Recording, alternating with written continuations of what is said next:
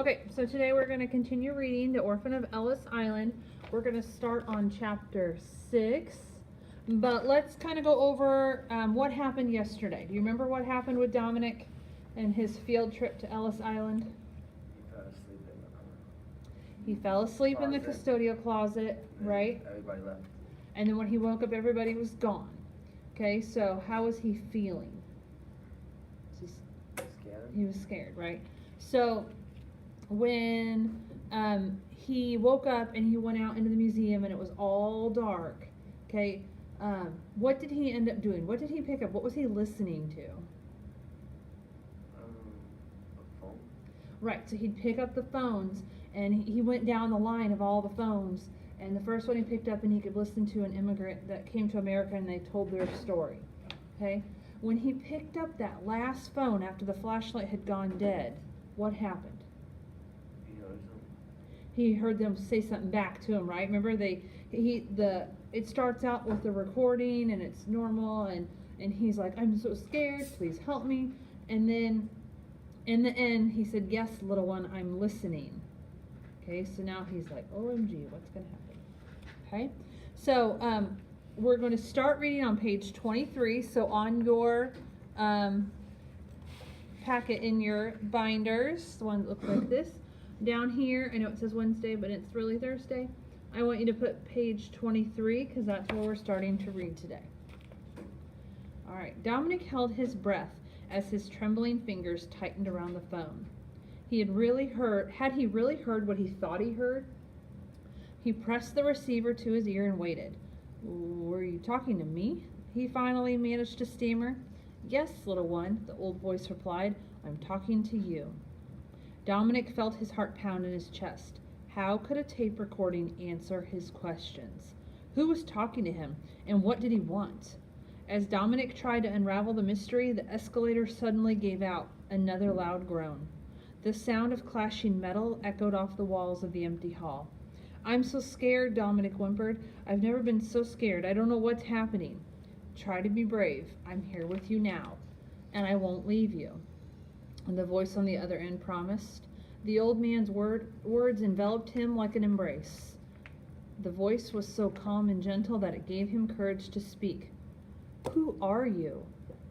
I came into this world with my father's name, Francisco Candiano. The voice answered.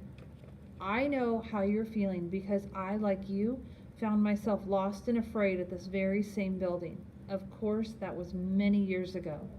When I was just a boy, I had made the journey from Italy. Our family was so very poor. I never knew my family, Dominic whispered, and I really don't know where they're from. My caseworker Dave says that I have to keep hoping that he'll find a permanent family, but I don't know if I can. I don't know if he'll ever find a family that wants me. Ah, the old man sighed. I'm so afraid my class will find out, Dominic explained, fighting back the tears. I couldn't stand for everyone to know, so that's why I lied. But then it all backfired when the rangers started talking about the wall and I had to hide. I don't know what to do now. I'm trapped in here and I don't know what to do. You're doing fine, Francisco Candiano's voice was so soft, smooth as velvet. Dominic relaxed his grip on the receiver. He closed his eyes and took a deep breath as the old man continued. Many, many people have walked through these halls, feeling frightened and alone. Coming to a new country is like being adopted into a new family. As I made my way through this building, I can remember thinking much like you, but somehow I found the courage to keep going. You have more courage than you know, my friend. But I don't feel brave, Dominic whispered. How can I have courage if I'm feeling so scared? Your courage is there, right alongside your fear. That's what makes it hard. I know. I myself was terrified when I had to leave our village. Where was that? Dominic asked. Across the ocean, in Italy, Mr. Candiano told him. Imagine, if you can, a little village perched on a high cliff just above a spread of lemon groves. That was Avoleto. And below those gardens, the shimmering blue of the sea. Such a sight. Those lemon-scented hills spilling over wild roses and grapes were my home. I can still hear the canaries singing in the mornings, along with the bells from the Cathedral of St. Andrea. All the beauty you could want for a lifetime in that little village. Okay, a good strategy when you're reading something like this is to make a picture in your head. Can you imagine the lemon trees and the giant cliff? Okay, make like a picture in your head. What does it look like? Try to imagine what the lemons smell like. Help you remember. But if it was so beautiful, why did you leave? Ah, beauty, the old man replied. As much as it is able to feed the soul, it can't feed an empty belly. It was a hard life, you see. The year was 1908. We didn't have what you had in this country then. We were very poor. As beautiful as those songbirds sounded, the best sound of all was the quiet of a satisfied stomach. So we ate them. You ate the canaries? There was so little food, Dominic rubbed his eyes, and he was suddenly feeling sleepy again. So little, and yet so very much, the old man continued. There was much I had to leave behind. The sound of Father Tomaso's laugh, the warm, sweet smile of my Violetta, and the scent of lemons and those sun-kissed hillsides. So much to leave behind. Why don't you go back to see them? Dominic asked. Oh, I do, Mr. Candiano said, in my dreams. I return to them all in my dreams. Your dreams? Asked Dominic sleepily. For Father Tomaso had been dead a long time now, and my dear Violetta as well. Yes, they're all gone. My family is gone too, Dominic said. You've had a rough time. You need to rest now, little one. Go ahead and rest, the old man gently commanded. As he leaned his head against the display case, Dominic was overcome by a drowsiness he'd never experienced before. He struggled to stay awake. He wanted to ask what was happening, but sleep now was too powerful to resist. Dominic could no longer keep his eyes open. All he could do was listen as the gentle old voice whispered, soft as a lullaby in his ear. Open your heart, and all that you need shall be yours. Listen now, you can hear the bells of St. Andrea. Okay, so what happened? Who was talking to him? Some guy. Dominic was talking to, this is something you can put on the what happened today part. Dominic was talking to Candiano. Hey. Oh.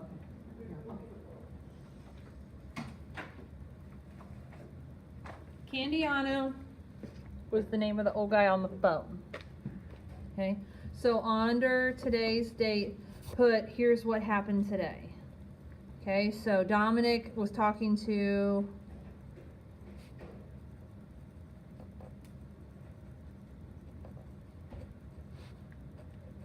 Mr. Let's spell his name right. Oops. I lost my page. Candiano. C-A-N-D-I-A-N-O. Okay. On the phone.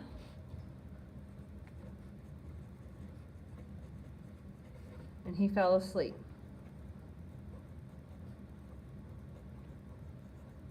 Okay, so that's pretty much what happened in chapter 6. All right, chapter 7 starts on page 30. Dominic struggled to raise his head, but he couldn't move. In the darkness, he felt a deep rumbling in the floor beneath him. He knew he wasn't moving, and yet he had the strangest sensation of speeding through space. It went on, and each time Dominic tried to stand, he went crashing to the floor. After what seemed like a very long time, the sensation stopped, and a cool breeze washed over his face. From a distance came the sounds of bells. Dominic took a deep breath and lifted his head. Lemons, he whispered. I smell lemons. Dominic's eyes slowly opened. He reached out with his hands and felt warmth, damp blades of grass and the soft petals of wildflowers beneath his fingers. He took another whiff of the air, and the refreshing scent tickled his nose. He had never smelled air this fresh and clean. He blinked his eyes, and in the early morning light he was startled to realize that he was sitting high on a cliff. How did he get here? Where was he?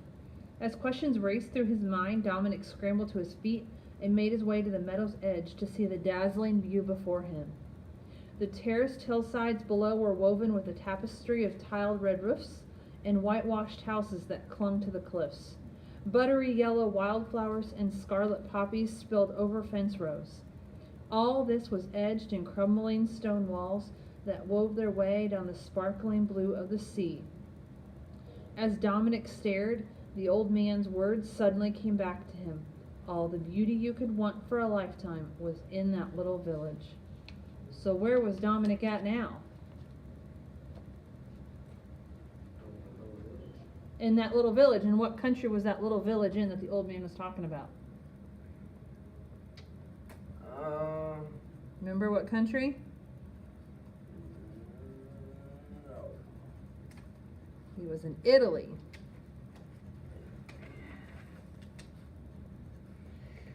All right, so on your summary, Ellen, what happened today?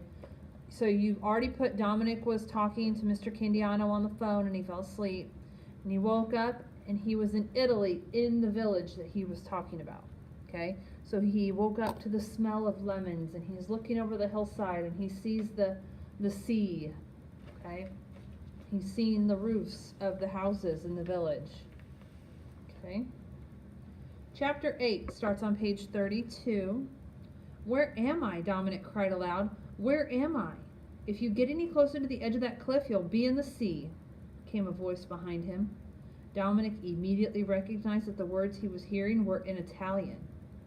One of the foster homes he lived in was in an Italian section of Brooklyn. The people in his favorite bakery spoke Italian all the time, but he had never been able to understand them. Yet somehow now he understood every word that had been spoken. He spun around to find a thin boy about his own age standing a few feet away. The boy was wearing brown woolen shorts and no shirt. His skin was deeply tanned and his shoeless feet were dirty and stained. 2 small dead canaries dangled from a string that was tied to the belt loop of his shorts. Beside him stood 2 younger boys. The youngest, a boy of about 7 years old, had a head of blonde curls and what appeared to be a small, brightly painted accordion slung over his shoulder. The other boy looked a few years older. He had dark hair and dark eyes. Over his shoulder was a coil of thick rope netting. Both of the younger boys were dressed much the same, in raggedy shorts and dirty shirts. As they came nearer, there was a strong scent of sweat mixed with smoke. Their grimy arms and legs were covered in scratches, and their hair was matted and unbrushed. "Are you hunting in our territory?" the oldest boy demanded. "Me?" Dominic sputtered. "Hunting? No."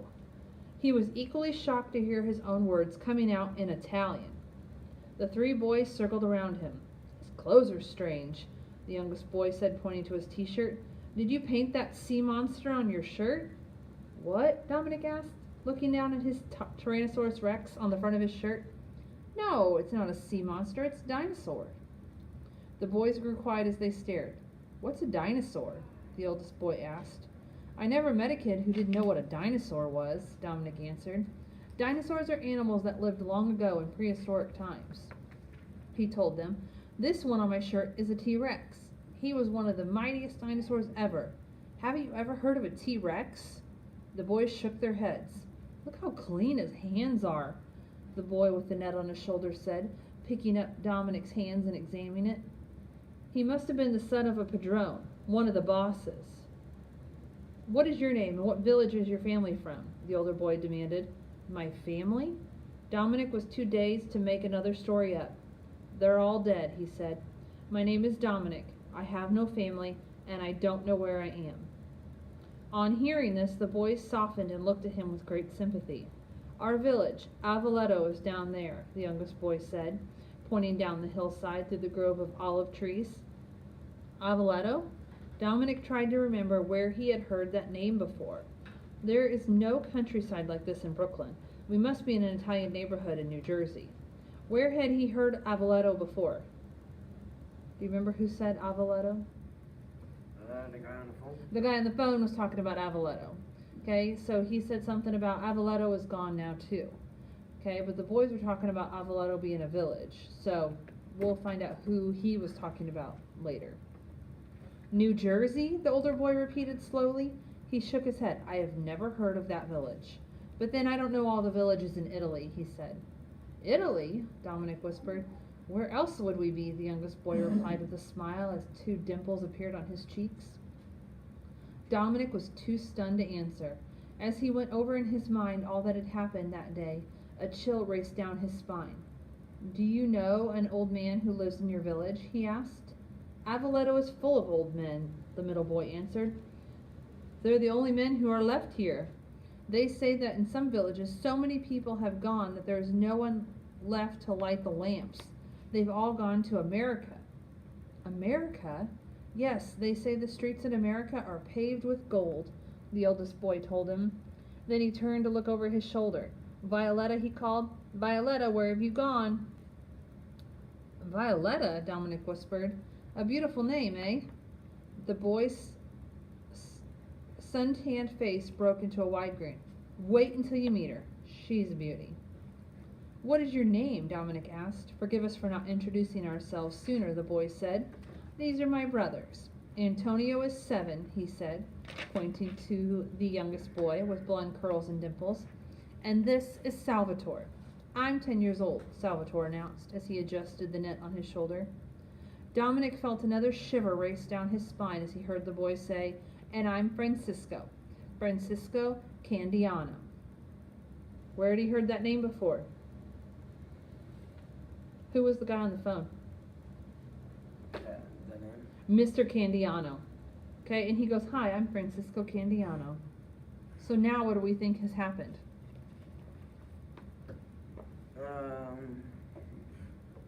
He has his own little village. Okay, so do you think what do you think Dominic did? Little Okay, so Dominic has gone like back in time to Italy. Granted, this is a fictional story.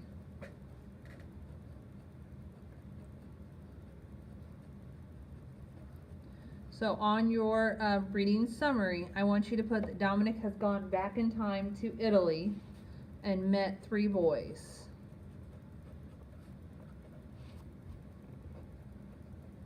You remember what their names are? Salvatore. Okay, so Salvatore, Antonio, and Francisco. So Antonio is 7.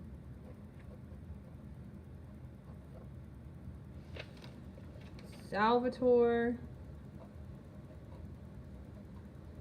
is 10. And Francisco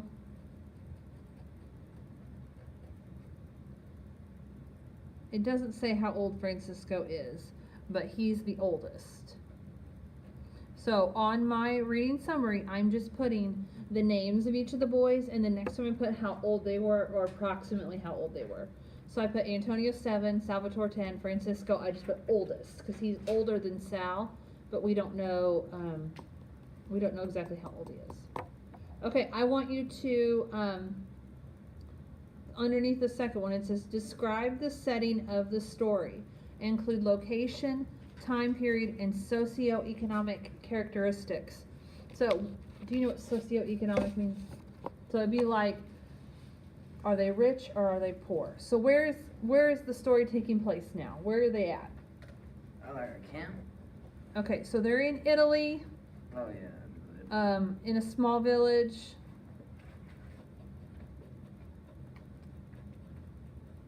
What did they smell?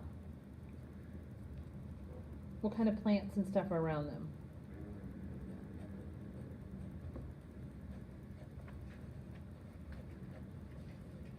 Remember we were picturing in our heads the lemon trees off the cliff, and the flowers and the olive trees. Okay, so I want you to put Italy in a small village. There's a cliff with lemon trees and olive trees, wildflowers. Okay, we're talking, this is, it's the late 1800s, and they're very poor.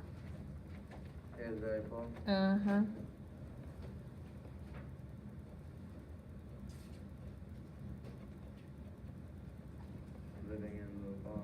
Because remember, they were so poor, like, they had 2 dead canaries. They went and caught wild canaries, killed them, and they're walking around with these dead birds because eventually, when they get hungry enough, they're going to eat them.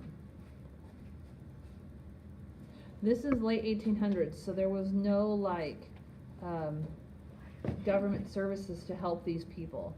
And he said that so many of the men in the villages have left because they all went to America for a better life. Okay, they were all so poor there wasn't enough food for everyone. Okay, so we stopped reading page 36. So on your paper, I want you to put that we started reading on page 23. We stopped at page 36. Oh, yeah, go ahead. All right, so now what I want you to do is I want you to go into your packet that's in your binder, and there's going to be a summary, like a comprehension, where it says chapters 1 through 8. We have read through 8 chapters already, so we're going to open to this one. It's going to be after like your journal stuff. And we're going to go through and we're going to answer these questions together.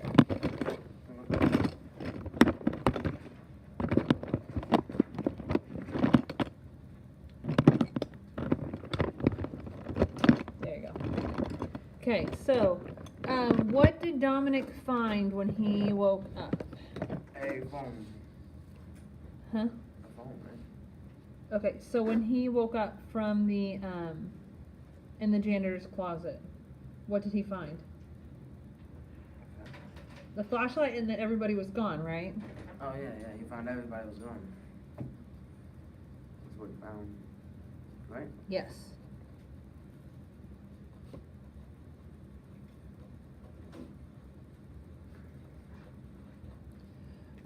Why did Dominic think the other students would find out he was a liar? I'll let you go ahead and write on that one, but.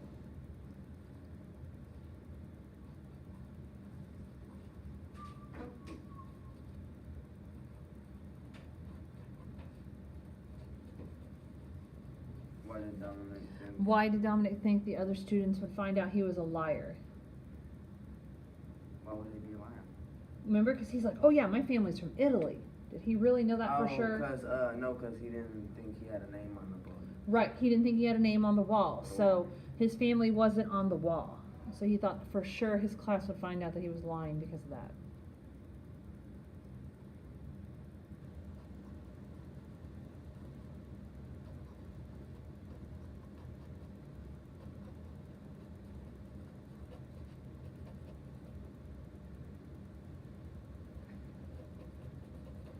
Okay, what was the setting at the beginning of the book? So What happened? No, like where were they at? Where was they at? Mm-hmm. In the small village.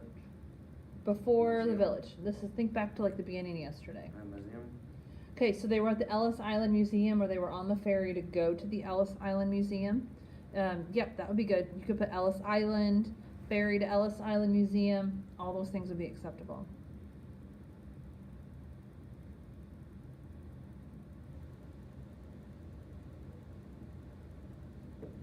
Okay, what did Dominic begin to feel like he was doing? What did he smell? This would be after he talked to Mr. Candiano on the phone and he fell asleep. Where did he feel like he was doing? Remember it said it felt like he was moving through space. Like he felt like he was going really fast. So you could say he felt like he was moving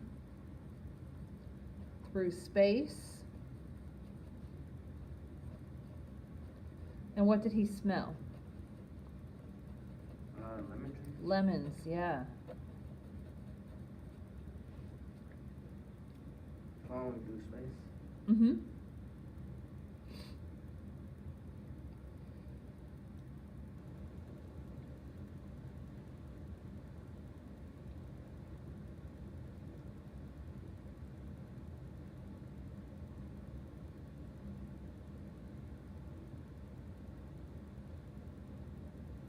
What was Dominic's prized possession? Wore it around his neck. Do you remember what it was? I don't. It was a key. Key. Do you remember what initials were on that key? His mom's? Yeah, one of his parents. It belonged to his parents. So it was a key with the initials SC.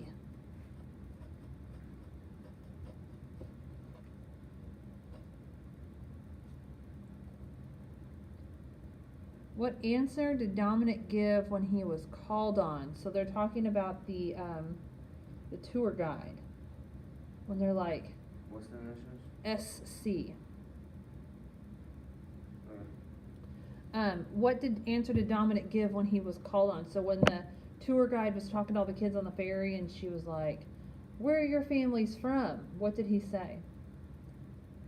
Where did he say his family was from?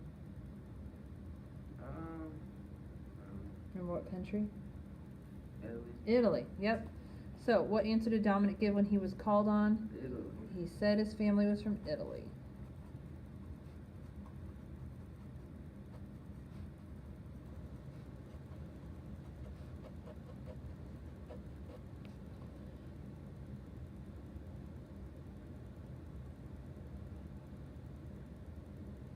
Okay, where did Dominic land? And they have land in quotes. Meaning after he fell asleep, after he was talking to Mr. Candiano and he felt like he was moving through space, where did he land? Where did he end up? A little small village. Small village where? In Italy. Good. Small village in Italy.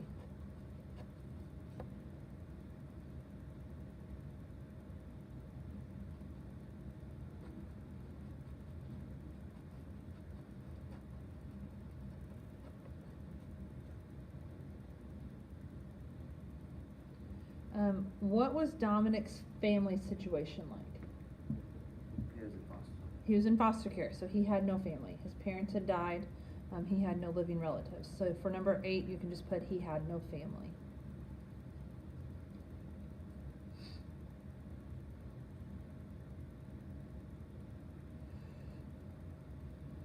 Number 9, what did Dominic do to escape the embarrassment from his classmates? Where did he go hide? In a janitor's closet. Right.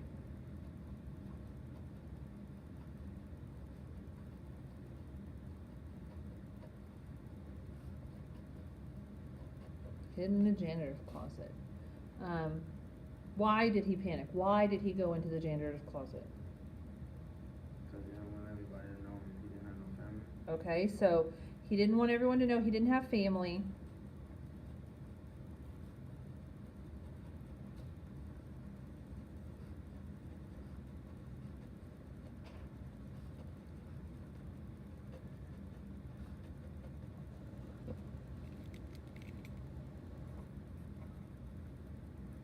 And then why did he panic when he realized everybody was, he was in the museum alone?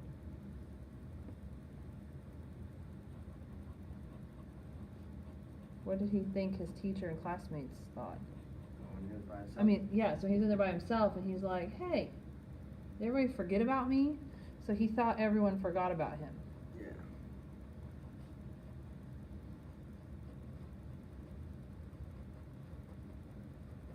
Panicked a couple different times. That's number 11. That was number 10. It's kind of long, so you'll have to kind of smush it in there. So which one didn't want everyone to know he ain't have family? That's also number 10. Number 10 has Oh, 2 okay. parts, yeah. Okay. Number 11, why did Mr. Candiano leave Italy? Why did Mr. Candiano come to America? Do you remember what he said on the phone? He was coming to find a better life. They were very, very poor in Italy, so he was coming to America for a better life.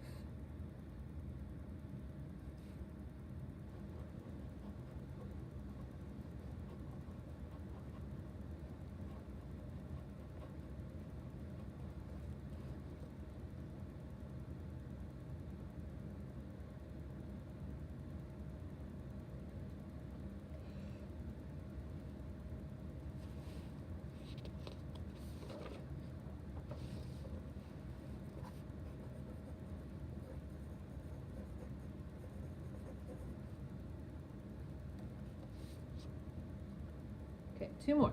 What finally made Dominic start to relax? He's like wigging out in that museum. He's like, help, help, help, help, help. What did he hear on that phone? Dude. Okay, so that means we're talking to him, right? Mr. Candiano. So, number 12, what finally made Dominic start to relax? Talking to Mr. Candiano.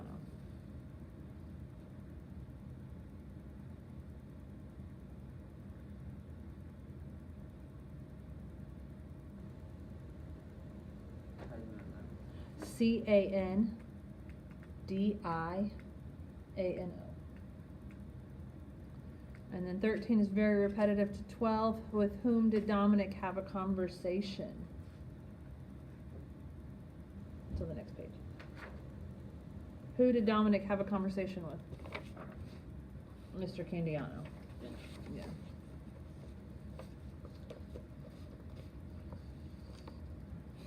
Okay, then the very, very last part for this assignment. You're going to write, why do you think people called Ellis Island the Island of Tears? Why do you think they called Ellis Island the Island of Tears? It's just your thought, okay? Parents. Just write about it. Write what you think. Okay, everybody might have a different answer. I'm looking for at least 3 to 4 sentences on the why they called it the Island of Tears, okay? Tomorrow we will start with chapter 9.